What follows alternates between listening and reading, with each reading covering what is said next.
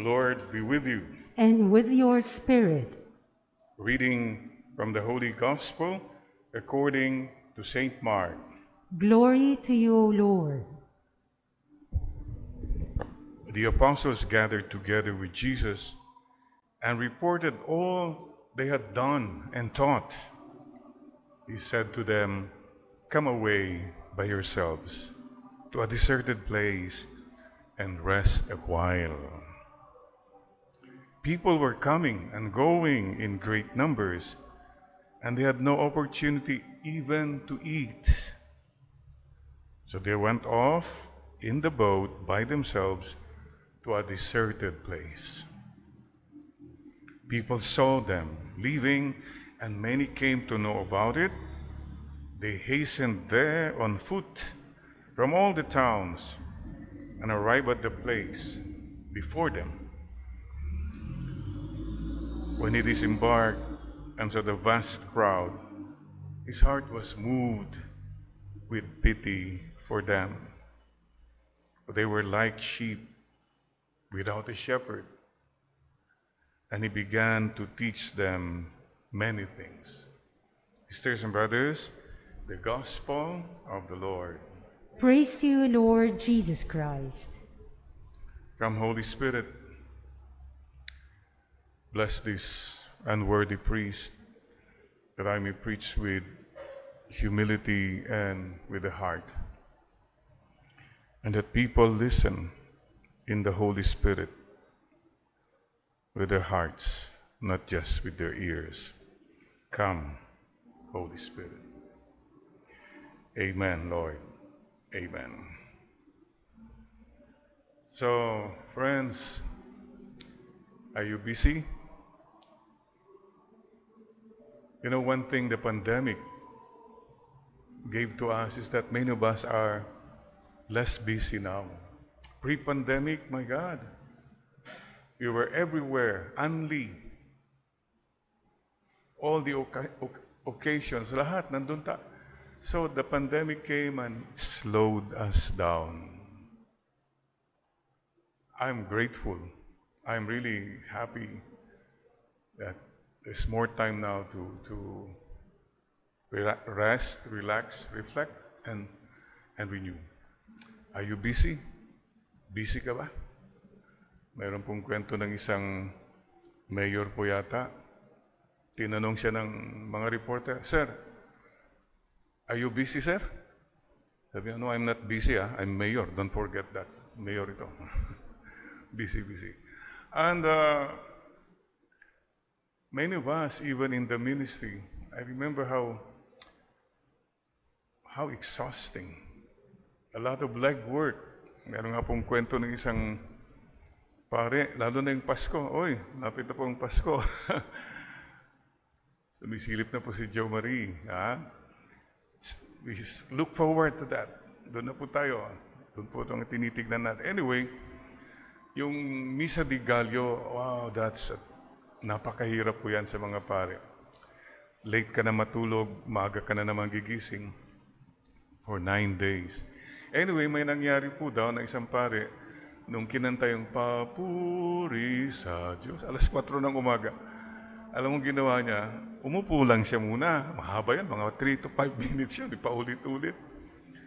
Nakatulog yung pare. Tapos na yung papuri, sabi ng sakristan, Pader, tapos na po yung papuri." Sabi niya, "Ha? Tapos na? Paulit mo, isang beses pa. Papuri sa..." Natulog ulit sa pagod. Look, the Lord is telling us something today. Come away by yourselves to a deserted place for a while and rest a while. Tired, pagod na. So siguro, isipin po natin, alam po nyo yung mga gawain, busy. Saan ka busy? Busy with your hands, trabaho. Busy rin mga iba sa isip, daming iniisip, isip ng isip. Hindi na makatulog. May iba naman, busy dito.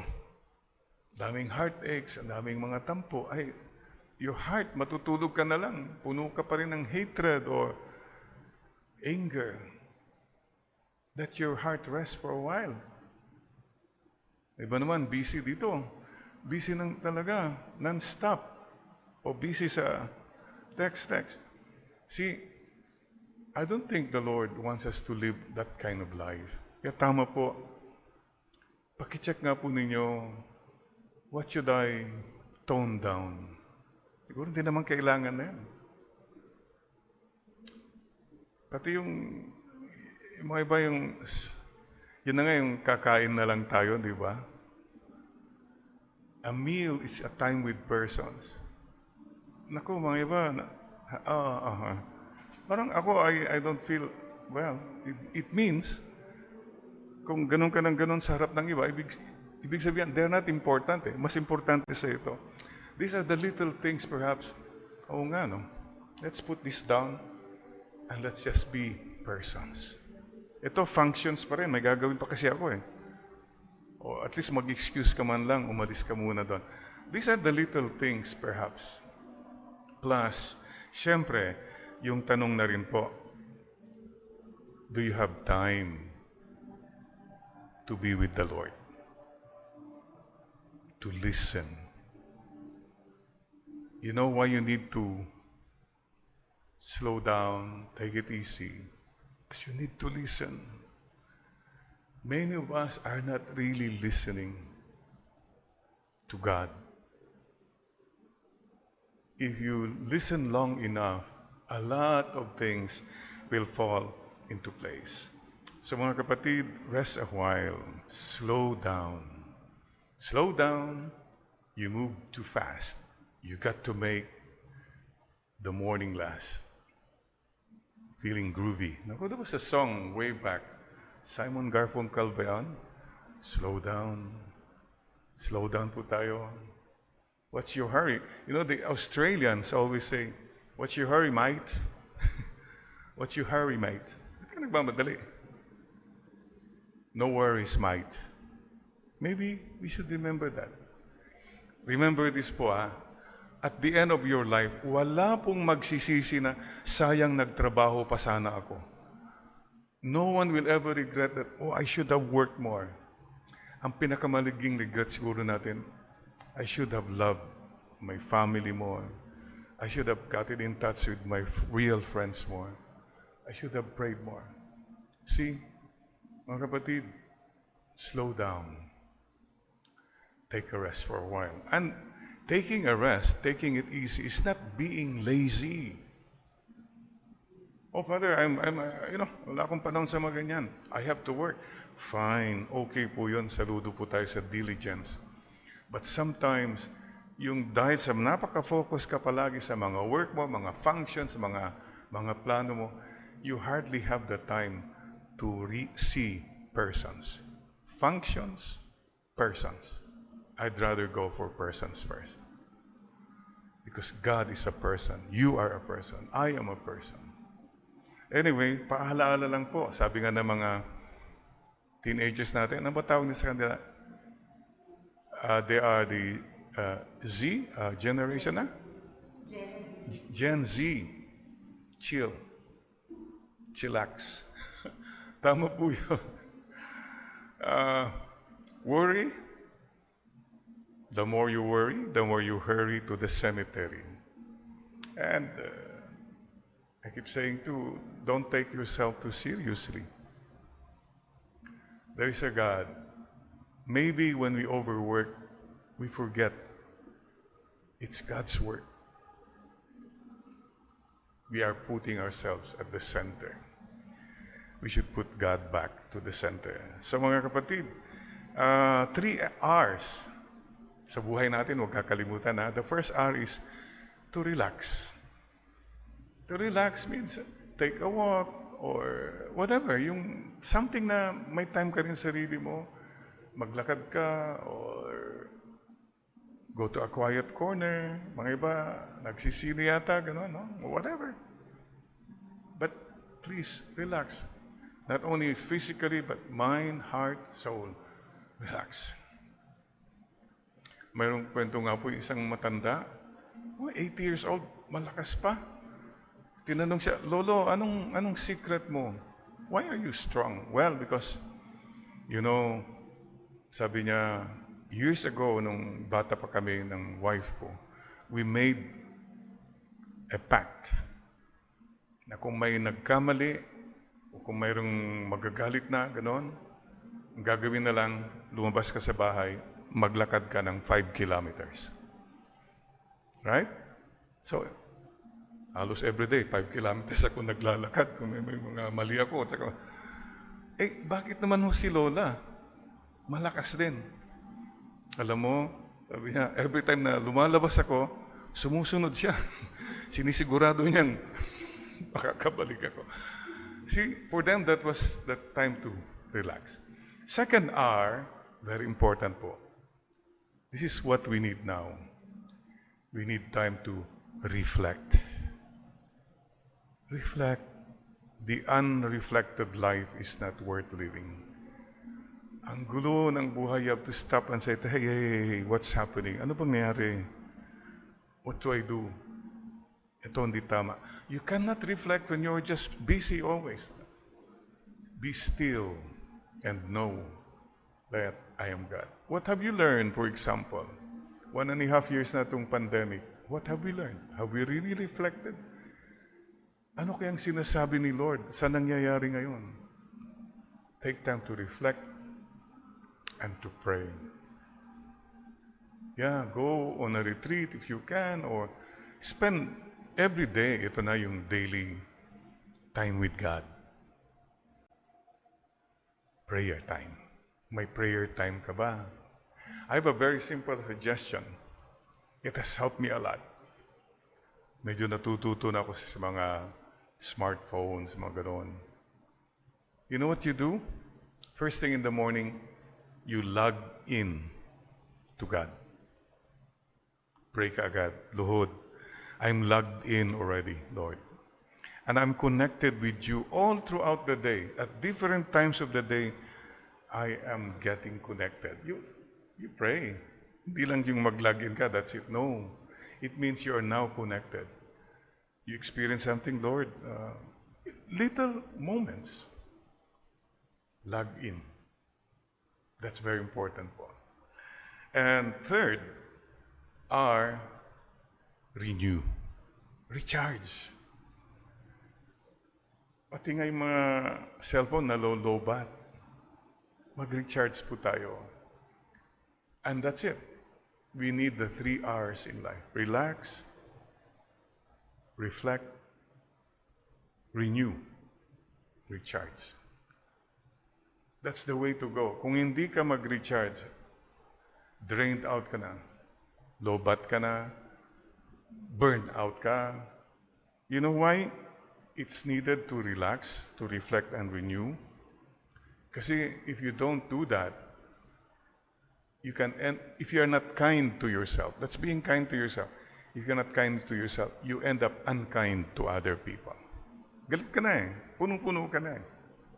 So, be good to yourself and be good to other people, please. Relax, reflect, and renew. So mga kapatid, rest a while. May I repeat, bakit hindi tayo masaya, magulong buhay natin? Please learn to relax, reflect, and renew. Why? If you don't, you will end up sobrang over. Masyadong too much na. So you end up overthinking. Iisip ka ng isip. Your mind doesn't rest. Matutulog ka na lang, isip na naman. Ang dami ka ng worries. So what do we do? Let's pray for the grace, Lord. Overthinking, Lord, may I learn to trust you more. Overthinking is a sign that you don't have much trust on somebody greater than you. It's all about you kasi. But then you say, okay, Lord, I trust in you. Ito lang po naiisip ko. But bahala na po kayo. You submit to the Lord and submit to the feet, at the feet of the Lord. That's a very humble thing. The more you think about it, I submit it at your feet, O Lord. Sa paanan po niyo. That's humble gesture. Kasi pag nilagay mo sa paa, pwedeng sipain lang yan, di ba? But that's the image. Lord, whatever plans I have, I submit them at your feet. Overthinking. Number 2, bakit pagod na pagod ka? Exhausted ka na. Dito yan eh. Overhurting. Dami kang hugot. Di ka maka-move on. Di ka makapagpatawad. Marami kang expectations, disappointment. Ang sakit-sakit kaya niyan. So what do you do? Helpless na yan, Father? No, it's not helpless. What do we do? The grace, you pray for the grace to forgive and to ask for forgiveness. Because if you don't forgive, you become a prisoner. Be good to yourself. That's why the Lord kept saying, mag-forgive ka na. Madali bang mag-forgive? No. But don't hate. Don't hate. Don't wish ill to people who hurt you. I praise and thank God for that grace, that no matter how hurt I am by people, I never wish them ill. I pray for them. Kasi po, if you wish them ill, magre-revenge ka, bumaba ka na rin. You have lowered your standard as a child of God. And also, third, bakit parang pagod ka palagi? Kasi baka ikaw ay over-fighting. Dami kang kaaway, dami kang nakakalaban. Lahat ng issue pinapatulan mo, lahat ng nangyayari sa Facebook, nagko-comment ka, lahat ng mga, wow. Hey, let go. Maybe the grace para matanggal po yung overfighting, the grace of humility. Okay lang, Lord. Sige pa. Okay na yan. Let go, let God. If you have that attitude, you'll have a more peaceful and joyful life. At hindi ka pagod. So careful, ha? Fatigue in overthinking. Fatigue in overhurting. And fatigue in overfighting. Let's pray for the grace, Lord, to trust you more instead of overthinking. To forgive, Lord, instead of overhurting. And the grace to be humble instead of overfighting. Masyado ka kasing sobrang over, masyadong too much. So mga kapatid, it's your choice. And whether you go,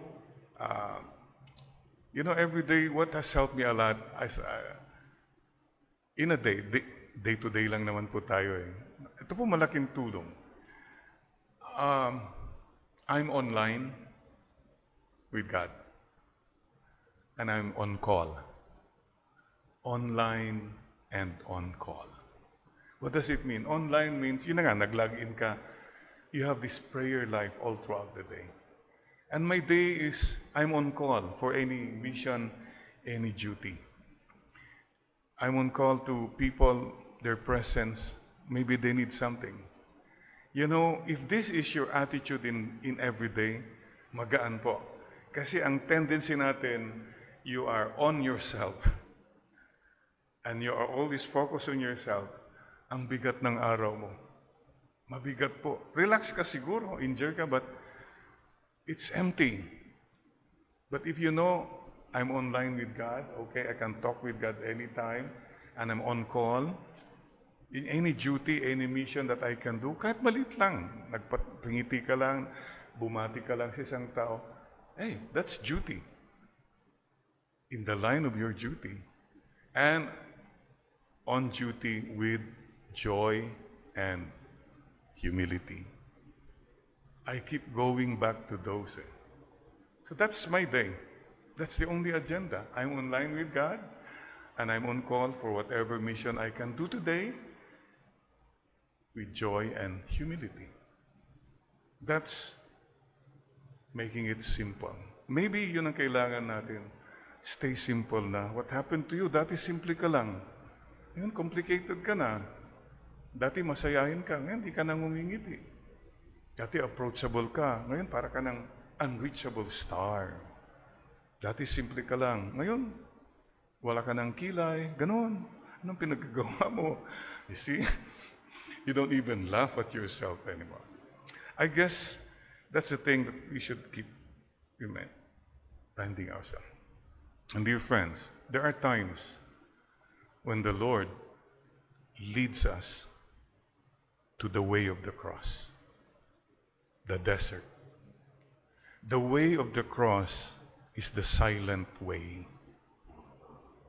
I don't know if you have experienced, you're experiencing it now. Could be a problem, could be a sickness, it could be na siniraan yung pangalan mo, anything, persecutions. Follow the Lord on the way of the cross. In the silence, experience God. Don't listen to the crowd. The way of the cross, nung dumadaan si Jesus, nandun yung crowd eh. Nambabato, dinuduraan, minumura lahat yan. Can't you see it's happening when you go to anything to social media? That's what it is. But stay with the Lord. Focus in Him. Know that in that big crowd, there are real friends. And there's a majority who may not let you know, but they are with you. They are praying for you. In time, you will know them. So don't mind the crowd. Many of those in the crowd also have their own problems, kaya they throw it on other people. This is the time. Kung dadaan ka sa mga ganon, please remember this too. Kung may pinagdadaanan ka, daanan mo lang. Kaya nga pinagdadaanan lang yan. It will pass. It will pass. You'll come out a better person. In the silence, in the humility, God is molding. God is taking care of you. So mga kapatid, please remember this. It's the presence of God, the presence of true friends in the end. Sige lang, walk on. Keep going. Walk on through the rain. Walk on through the wind. Though your dreams be tossed and blown. And speaking of that, lahat po tayo, may mga times when the Lord brings us to the desert. Why? Because He wants to speak to us. He wants to mold us. And you can come out of that stronger. And if you know what, mga kapatid, if you have never been broken, you will never know the quality, the guts you have. So, brokenness brings out the best of us, in us. And please remember this, a broken heart is an open heart. Anyone who goes any brokenness, you become open to the divine. So, be strong, mga kapatid. And please know that the Lord will never give you a trial beyond your capacity. Katamtaman lang. He will know when you're ready. So be patient. And, may I just share with you, yesterday, 3 years ago, was my lung cancer operation. Marami kasing madalas, mayroon pang lumalabas na repost, si Father Jerry may cancer, magdasal tayo. Salamat po sa prayers, pero mga repost po ito. Mayroon pa ngayong namatay na si Father Jerry sa cancer. Well, thank you for your concern. Advance prayers, sa purgatory na yun. Anyway, when you listen to the Lord, you don't get disturbed much anymore by the crowd. Because the crowd can be unkind, uncaring. So listen to the Lord. That's all that matters. 3-hour operation became 8 hours. Thank God for Dr. Tony Ramos, Dr. Nels Bambalan. The VATS, video-assisted thoracic surgery, Dr. Sarte, Dr. Munoz, Ante, all the people who have helped me, Dr. Ruth, Divina Gracia, lahat po. Thank you po. Maraming salamat po. And you wake up, ICU. Hindi ko nga, alam niyo, we had interesting. Please remember this. Jeremiah 30, verse 17. I will restore you to health and heal your wounds, says the Lord. That's His promise. I will restore you to health and restore and heal your wounds, whatever wounds you have in life. The Lord is the greatest healer. And there was one thing the Lord spoke to me, especially yung I was recuperating na. One of the readings of the Mass said, I have heard your prayer. I have seen your tears. I will heal you. I will add 15 years to your life. You know, Isaiah 38, verse 5. I held on to that. Lord, thank you for knowing my tears, knowing what I'm praying for. You know, I've heard you. I can hear you. I can see you. Yun ang assurance eh. It's my bonus. I will add 15 years to your life. Kinumpute ko that time, 2018, I was 64. Plus 15, 79. Wow! Okay, thank you, Lord. Sabi ko, thank you. Sabi ng mga kapatid ko, Father, konti naman yon. Uy, huwag na kayong kumontra. Sabi ko, okay na sa akin. You know, this is a simple belief of a child that God knows what you are going through. Sisters and brothers, you're never alone. Let me end. When I was a little boy, grade 1, nag-Cub Scout ako sa Bani, Pangasinan. Small town, fiesta, parade. Uy, nag-Cub Scout. Di naman ako naka-Boy Scout, hindi rin ako nag-Girl Scout. Cub Scout, yung bata.